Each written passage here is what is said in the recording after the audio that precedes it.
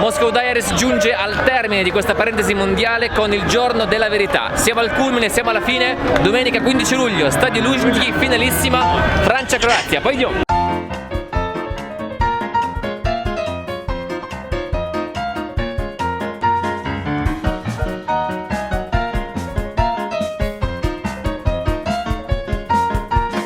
Non ero mai stato nei pressi della Piazza Rossa durante i mondiali. Come immaginavo, del resto era prevedibile, l'hanno blindata, cioè ci sono una serie di metal detector in tutti gli accessi alla piazza per questioni ovviamente di sicurezza. Il clima oggi è qualcosa di veramente elettrico, c'è un sacco di colori in giro, un sacco di gente con maglie di qualunque squadra di calcio, a dire il vero, ma non c'è dubbio che ci sia una pesantissima preponderanza delle maglie della Croazia, perché sono quelli che ci credono di più in assoluto, nonostante i favoriti senza dubbio siano i francesi nella partita di stasera, perché sono più forti, giocano meglio e quant'altro. La Croazia non è mai stata in una finale dei mondiali, per cui un sacco di tifosi si sono riversati a Mosca e fanno un casino incredibile. Non ho ancora visto un tifoso francese, non ho ancora visto uno con la maglia della Francia. Niente francesi! Francesi, Croazia! Niente francesi! Parli italiano? No, Croazia! Io ho cercato i biglietti ma non li ho trovati. Tanto lo sappiamo tutti che solo la Francia ti fa per la Francia stasera, stanno sulle balle a tutti, cioè.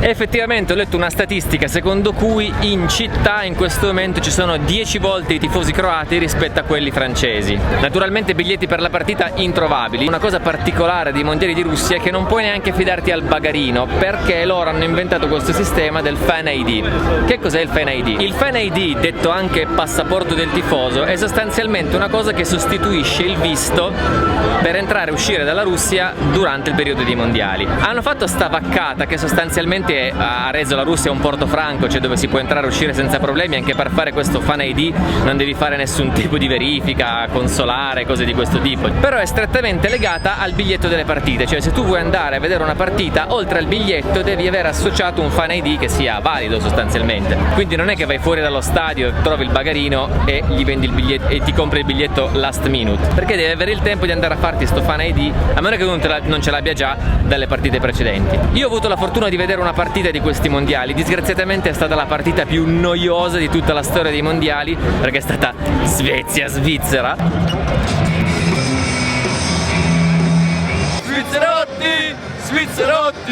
Svizzerotti, ole ole! Sono andato a San Pietroburgo per questioni di lavoro, dove all'interno del lavoro era previsto assistere a questo ottavo di finale.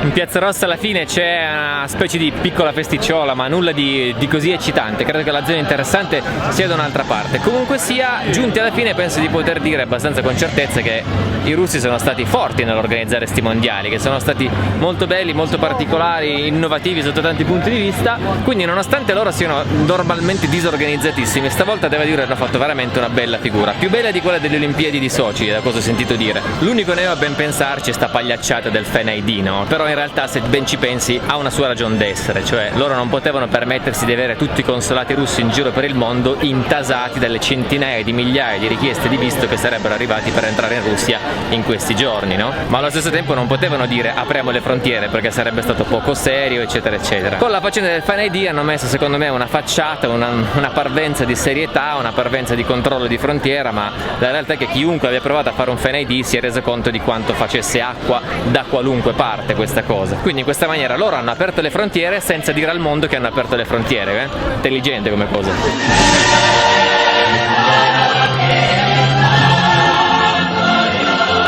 L'ospite della giornata non sarà Sati, perché Sati in questo momento non è neanche in Russia, è in Indonesia per lavoro, ma sarà un'altra bellissima fanciulla, perché dovete sapere che al matrimonio di mio fratello io ho conosciuto due grandissime gnocchissime, una l'ho sposata e l'altra ci sono diventato parente, ed è qui davanti a me che non mi vede.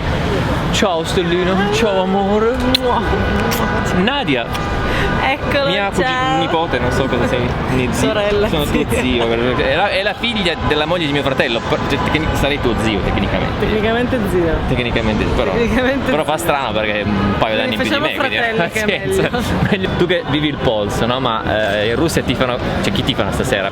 Il russo medio. Ma secondo me col discorso che abbiamo perso con la Croazia non tifano la Croazia giusto perché sono incazzati neri. Tu dici, io sostengo l'opposto invece, cioè normalmente sai quando perdi con una squadra poi speri che vinca perché ci hanno eliminato solo i campioni, no? Stamattina ho sentito altre cose. Hai sentito altre cose? Speriamo che vinca la Francia. Mio marito si è messo un Apollo con scritto Paris.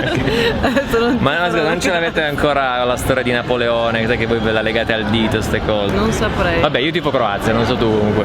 Vediamo. Tu Croazia? Già, scusami. Un italiano non può tifare Francia. Sono d'accordo. Tra l'altro su internet ho visto una cosa che un dentista non può tifare Croazia perché c'è il turismo dentale in Croazia, allora. Ah, ok. Allora.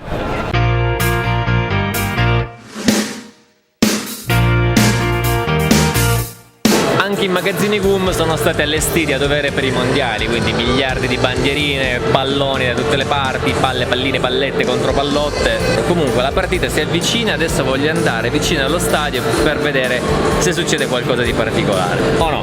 Sì. Più o meno. Non gliene frega niente del calcio a Nadia, diciamoci la verità. È venuto a salutarmi, è una persona di buon cuore. No, bisogna sostenere comunque un evento simile, non devo mica stare a casa a farmi le unghie. Lei lo dice, ma in realtà pensa che avrebbe fatto meglio stare a casa a farsi le unghie.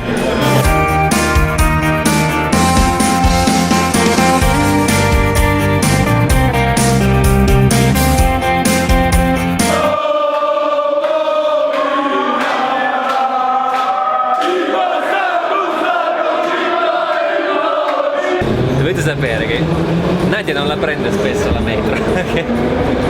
Poi voglio fare tipo un tuffo nella mucchina. Senti l'odore. Senti Molto fresco. l'odore di Russia. Della vera Russia. Usciti dalla stazione della metro trovi un sacco di gente che disperatamente cerca biglietti. Sono di compro biglietti. Anche due. Compro 2 biglietti, l'ottimista della Pago situazione. cash. Le categorie di prezzo ufficiali della FIFA erano 300 euro, 600 e 1000, no? Per i biglietti, ma sono convinto che questa gente li potrebbe pagare anche 2-3 mila euro, credo.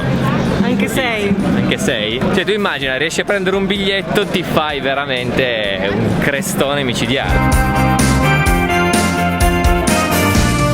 Com'è cambiata la città nei mondiali dal tuo punto di vista?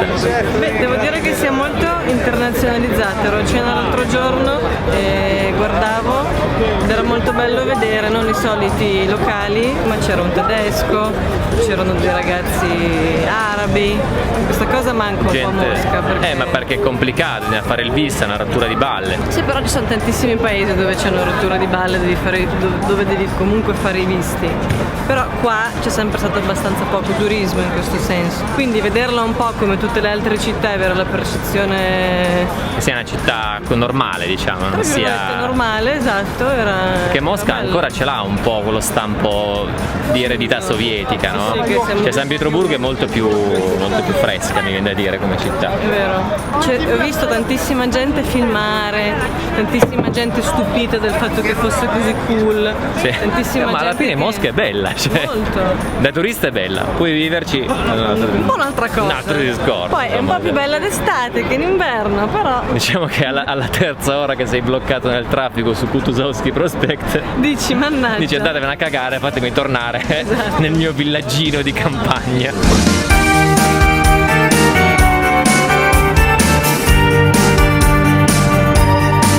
Cioè, per farvi capire quanto sia una pagliacciata la storia del Fan ID, che ripeto è il passaporto del tifoso, cioè il documento con cui passi la frontiera, qui c'è un posto dove te lo fanno sul momento. Non c'è neanche un bagarino, tra l'altro, hai notato? Zero.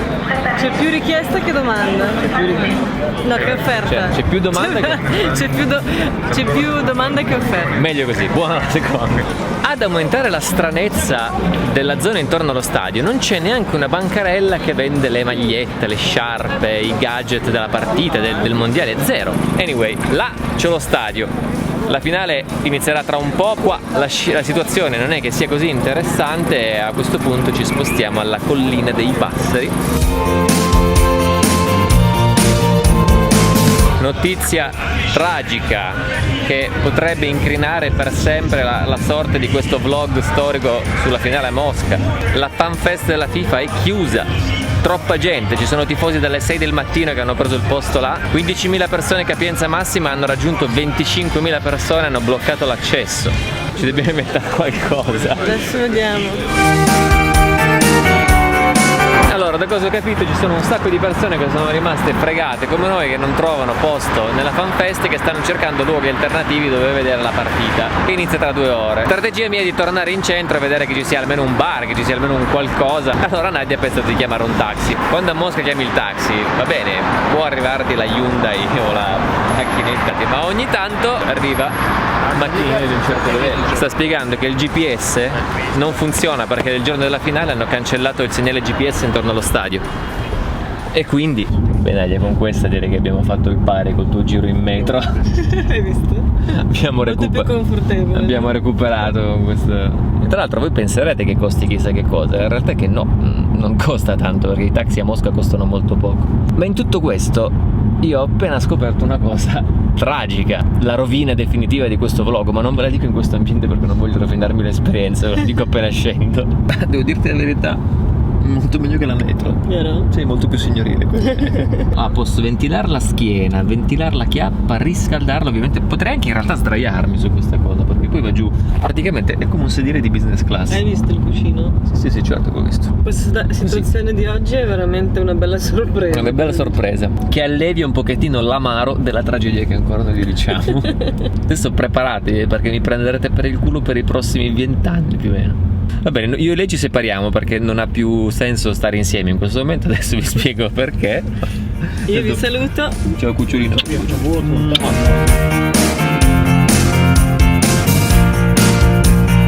La tragedia, signori miei, è che la partita è già quasi finita, perché a differenza di tutte le altre partite dei mondiali che iniziavano alle 9, la finale l'hanno fatto iniziare alle 6 e io non lo sapevo.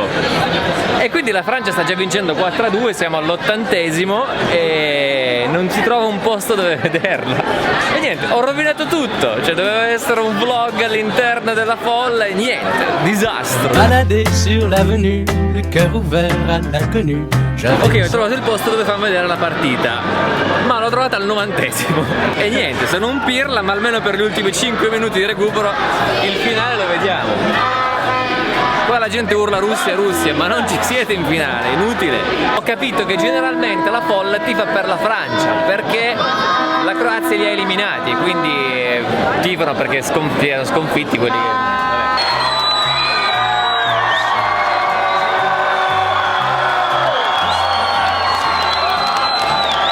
Triplice fischio, la Francia è campione del mondo.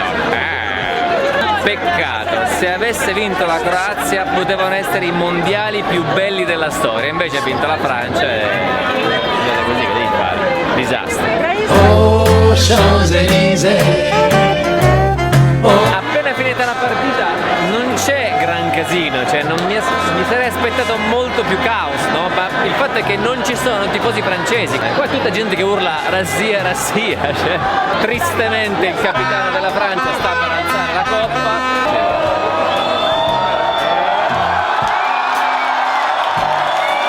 Il cielo è blu sopra Mosca.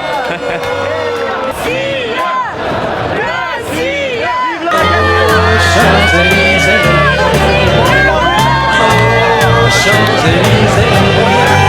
La cosa divertente in tutto questo è che io per tutto il giorno mi sono portato dietro uno zaino dove avevo messo il flash per fare le foto ai tifosi in festa di notte, il filtro per fare le foto ai fuochi d'artificio intorno allo stadio che si vede molto bene dalla Varabio Vigori, e in tutto questo giravo come un cretino intorno alla città mentre la partita era in corso. Vabbè, è andata così. Comunque sia, ho cercato di vedere se c'era qualche festa un po' particolare in centro, ma il fatto che non ci fossero praticamente tifosi francesi ha trasformato la serata in una normale serata di bagordi. Se avesse vinto la Croazia sono sicuro che sarebbe stata una bolgia. Insomma, che con questo video finisce la parentesi dedicata ai mondiali di Moscow Diaries. In tanti me ne avete chiesto per cui l'ho fatto, e ad alcuni so che questi video non sono piaciuti troppo perché fondamentalmente si parlava di calcio, e probabilmente da questa rubrica ci si aspetta qualcosa di un pochettino più autentico, russo e moscovita. Ne parleremo nei prossimi video, ma chiaramente i mondiali in Russia sono un evento talmente storico che non poteva essere ignorato. È stata sicuramente un'esperienza molto positiva per tutta la Russia, perché in giro per l'Europa, ai giornali eccetera eccetera, in tanti definiscono questo mondiale il mondiale più bello di sempre, e non solamente per via dei tanti colpi di scena che ci sono stati, no? Quel che è certo è che questa enorme vetrina ha permesso alla Russia di togliersi un po' dei pregiudizi che ancora ci sono come eredità dei tempi dell'Unione Sovietica, no? Molta gente